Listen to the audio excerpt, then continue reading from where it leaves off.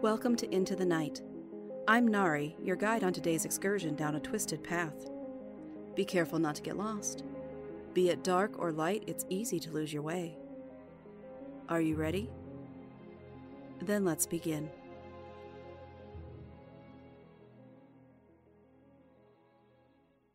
Out of nowhere.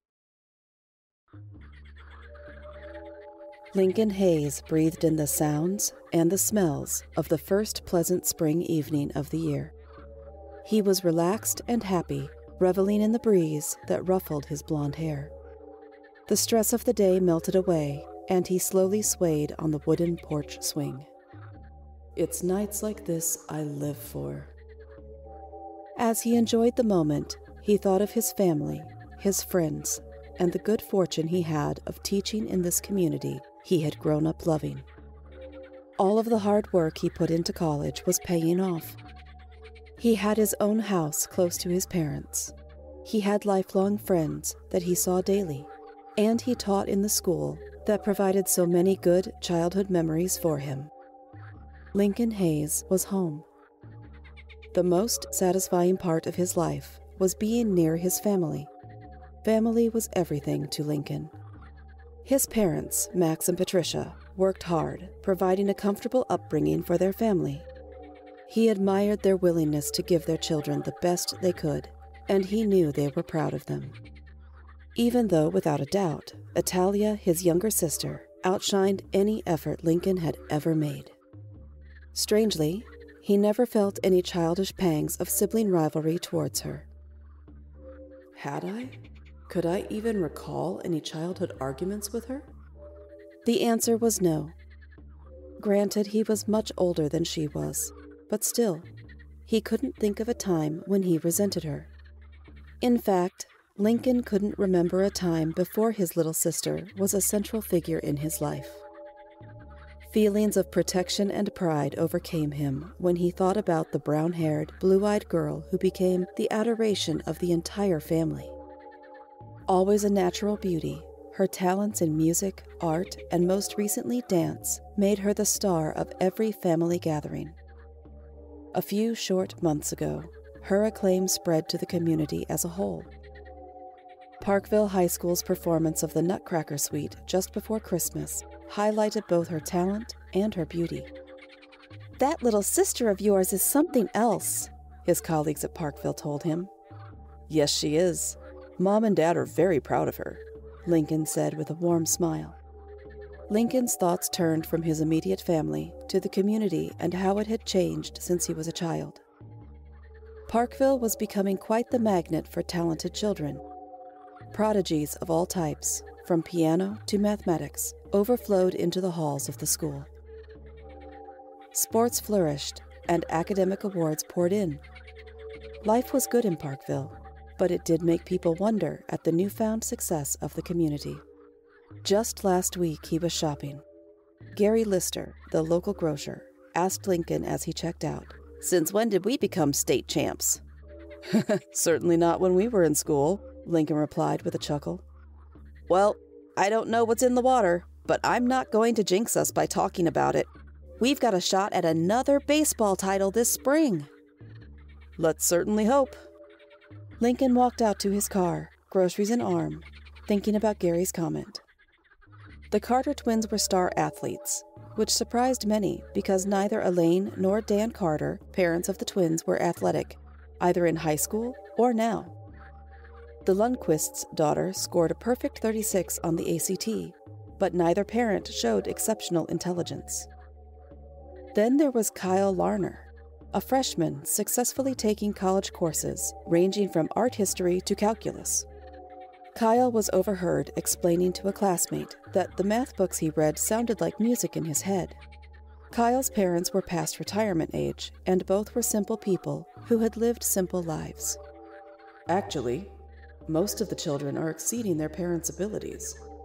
Out of nowhere, we are winning championships and raising geniuses. I don't remember any of us performing at such a high level when we were kids. This isn't normal for Parkville. He hit the button on his key fob, raising the hatchback of his vehicle. As he placed the groceries down, the teacher in him forced Lincoln to consider the most reasonable explanations. Maybe the helicopter parents, the parents grooming their children for success straight from the womb, are making a difference.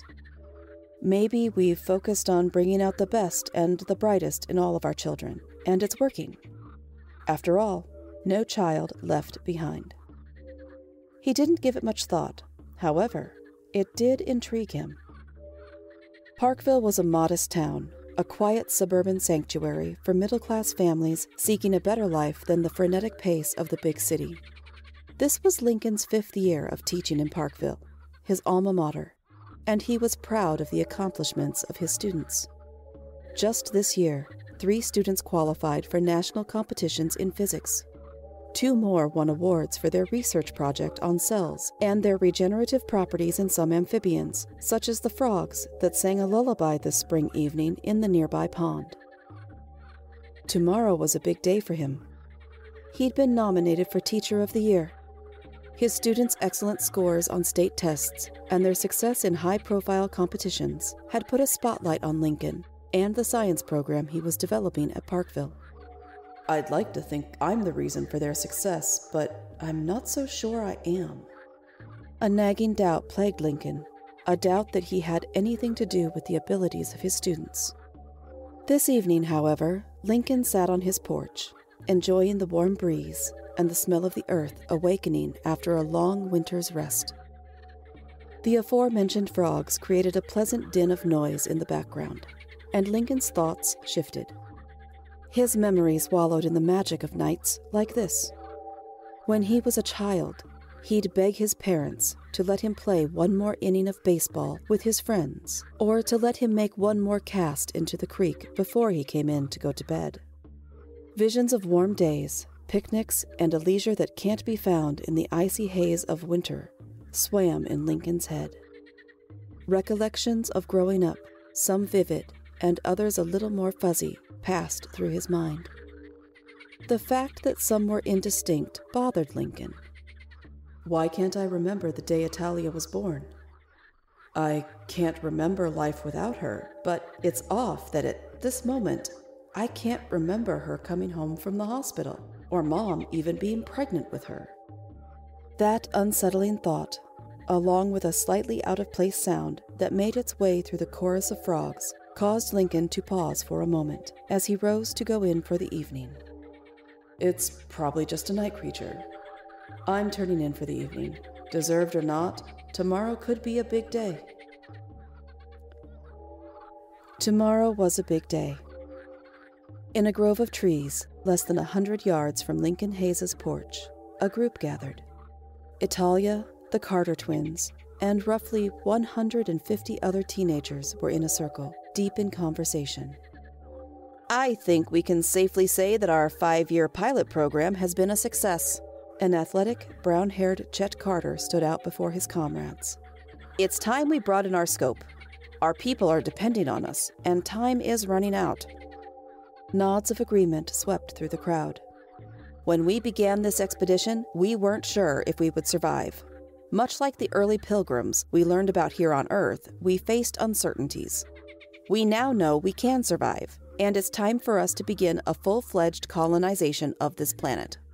Chet scanned the crowd for questions. Do you think we'll be as successful in other parts of the world?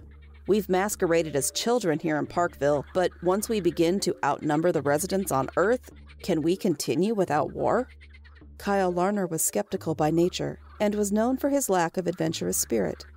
Back on their home planet, many had worried about including Kyle on this mission. I think we've proven that mind control works well on these weaklings, Chris Carter responded. In no time, we were able to manipulate the people of Earth into believing we were their children and brothers. If we can do it in Parkville, we can do it anywhere. Like Chet said, time is running out. We need to move quickly, and tomorrow was our target date from the start. Italia raised her hand. Some are less likely to be manipulated. You read the thoughts of Lincoln Hayes as I did earlier this evening. He is catching on.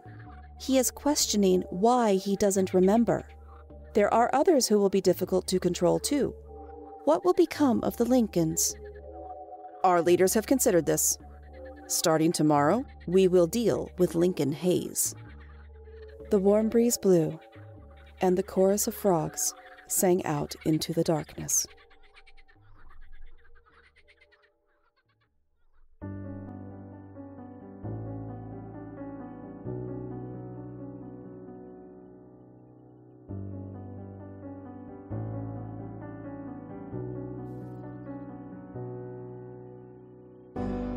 Thank you for joining me for Into the Night, an anthology series written by Caroline Giammanco, narrated and produced by Nari Kwak, with music created by Alex Sexton.